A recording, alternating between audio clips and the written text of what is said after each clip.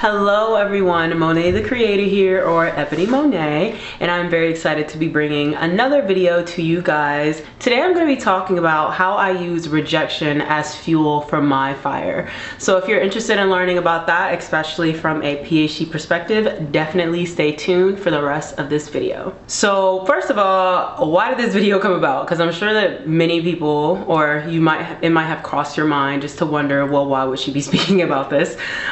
So today I received a rejection from the NSF-GRFP.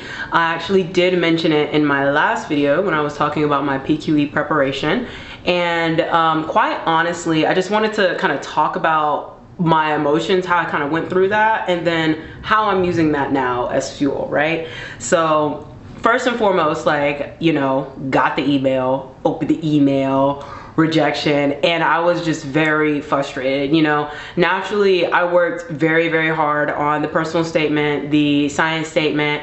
I worked very hard on the application overall, and I felt very strongly about my application, but at the end of the day they didn't end up selecting me. And it also felt like it affirmed some thoughts I had been having about my career leading up to this point, which I will touch on a little bit later in the video as well. I do want to talk also about how my mindset has shifted from this rejection and how I'm treating it as redirection. And I think first I just want to mention very briefly that I had allowed myself to start, okay, let's say this. I did my PQE and I knew, okay, I feel like a great graduate student. I did wonderful my PQE. What's next, right? Because we're almost always looking for some type of confirmation that we're taking the right steps and that, you know, just things are being checked off. And I had allowed myself very briefly to believe that, like, the grants that I had applied for would be further confirmation that I was doing the right thing and I was on the right path. And that's honestly just not a good way to think about it, I'll be quite honest. And once again, I'll touch more on how, like, this rejection has led to redirection for me a little bit later in the video. So I did want to touch on just rejection in general for the PhD, because there is rejection all over the place. And I want to talk about, you know, why it's important to recognize that and, you know, really detach from it and realize that, you know, it's not a personal attack or a label of your value or worth as a scientist. That is the biggest thing and most important takeaway from this video. So first, you can just get rejection from a program. Like, you could just apply to grad school and not get into a program.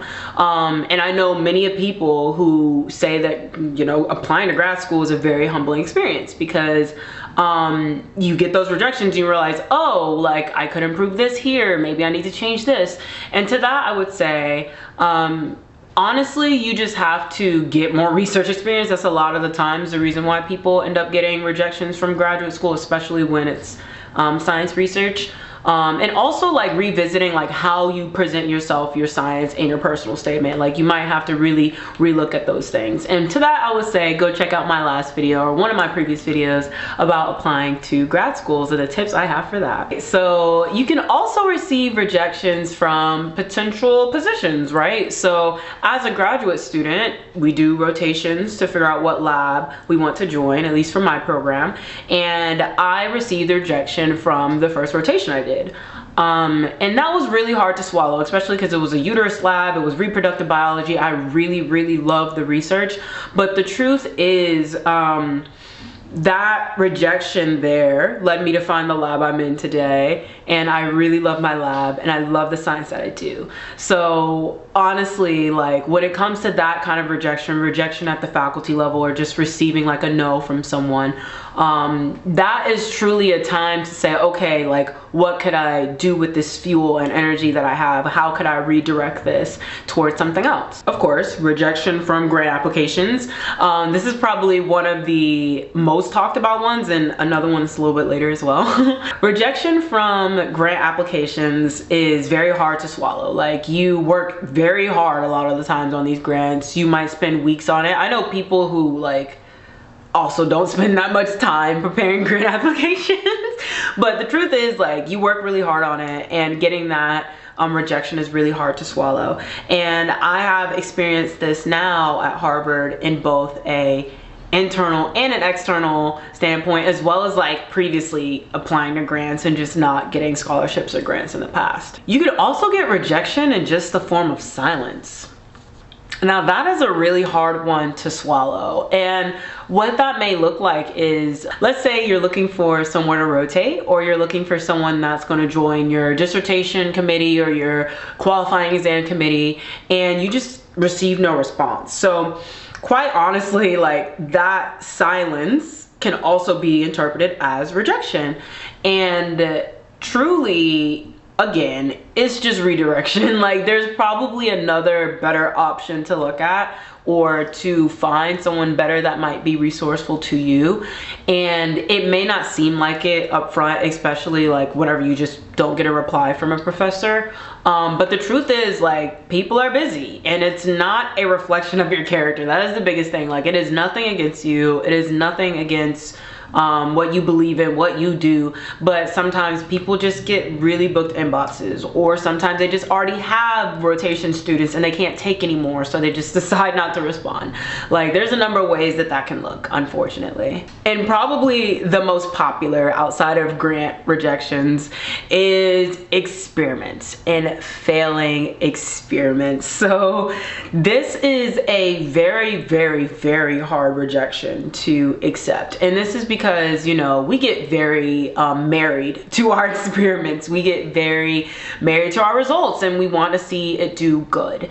And unfortunately in science, it's just not that simple. There's some things that take a lot of trial and error. There's some things that you have to really optimize your protocol. There's some things that you really have to think about and reorganize things in order for it to work. There's things where it just might be a technical aspect with the equipment you're using. There is a lot of reasons why an experiment may fail, but to that one I really say, like I've been mentioning in my last videos about my PQE and my experience with my qualifying exam, is being open to pivoting, or having to shift your mindset and say, hey, maybe this experiment realm that I'm really interested in, maybe that just gotta go. That just doesn't work for this experiment that we're trying to do here. So next I want to really briefly touch on internalizing versus interpreting rejection, because I think this is so critical, like so important. Internalizing rejection can look like, what thoughts do you start having? You start thinking like, oh, well, maybe I wasn't good enough for this, or maybe I wasn't worthy, maybe my science isn't good enough, maybe my writing needs to get better, maybe you start having more imposter syndrome, maybe like your imposter syndrome feelings just increase because it's like, oh, well, this is like further confirmation that I'm not worthy for this, or whatever the case may be. And the truth is, like, when it comes to grants specifically, like in the realm of grants, not like experiments and some other things, but in the realm of grants, a lot of grants have very niche amount of funding to put towards their students.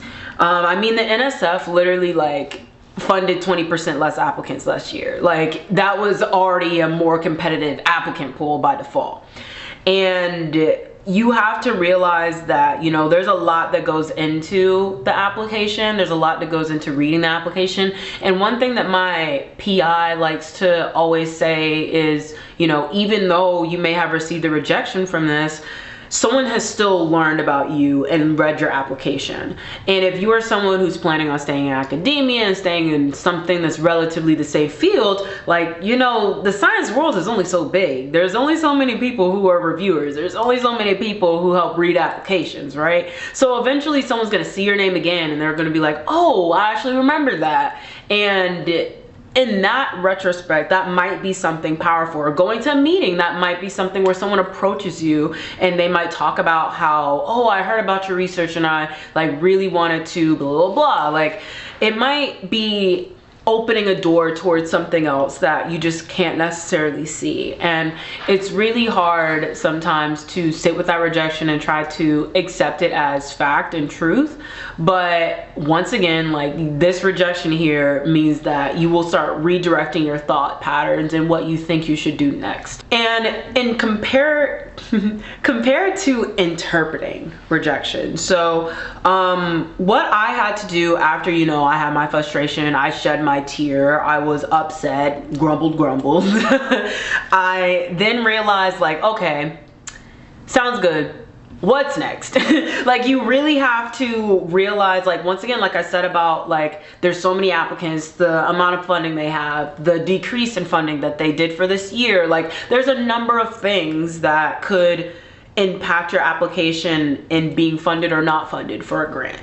And you can't internalize that, because internalizing it will allow you to go into a spiral that you don't really want. It'll make you feel less confident as a student, and that lack in confidence can lead to other things kind of crumbling, and we don't want that. We want to stay as confident and no imposter syndrome. We just want to be the strongest students that we can be. We want to remember that, hey, like, I got into this program for a reason. This grant application does not make or break me as a PhD student. And actually, like, really related to the last thing is, like, not winning this grant doesn't really change anything about my PhD status. Like, sure, like, now I don't get travel grant money, now I don't get whatever extra for this, or maybe I don't get the pay bump, whatever, but is there really, like, that much of a difference between me not getting this grant and getting this grant? Not really, I'll be honest with you. All right, so now a very exciting part, how I'm using this rejection to fuel my fire. So I really want to take a step back and get that bird's eye view, you know, of what happened here, right? And if you watch my PQE videos where I'm talking about my qualifying exam, then this will make a lot of sense. But in order for me to have a successful PQE, I had to have had a good experience with all the things I was writing beforehand. And the first thing that I submitted in this writing process was this grant.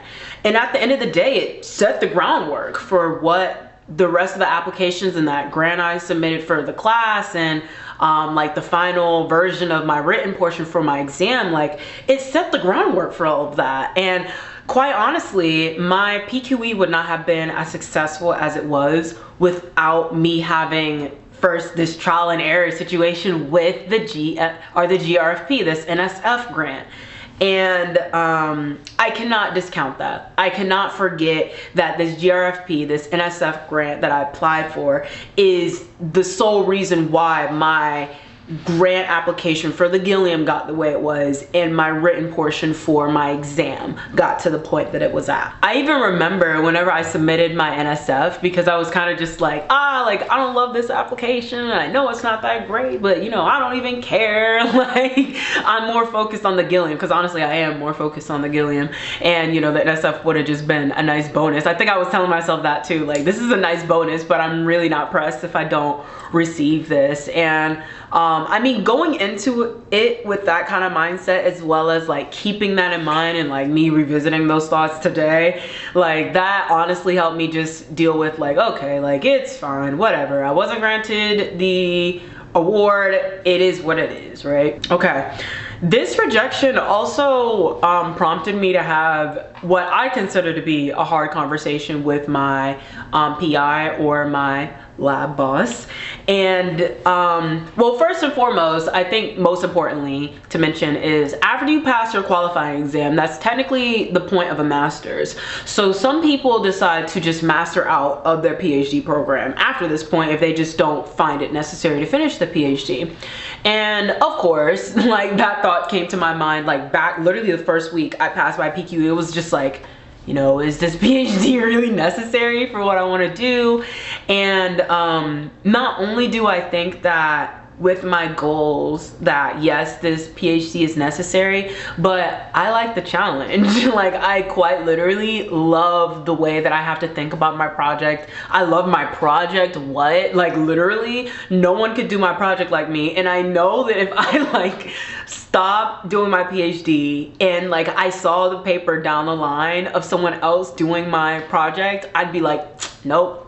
I'd be like, should have been me. So honestly, with that in mind, like, I can't stop. I feel that this has fueled me in a new way. Like, instead of thinking about like, oh, I could just stop now and just like focus on other things and passions that I have, like, I really just want to finish this PhD. I really want to see it through because I love this process. I love science, and I want to be able to share that with others as I go through this process. So I also share with her my timeline. So this is something I wasn't very explicit about in the past, but today I just really felt it in me to tell her, like, I don't want to be in school very long. Like, I am very tired of being in school. If you do not know, I have not taken a break since I started school.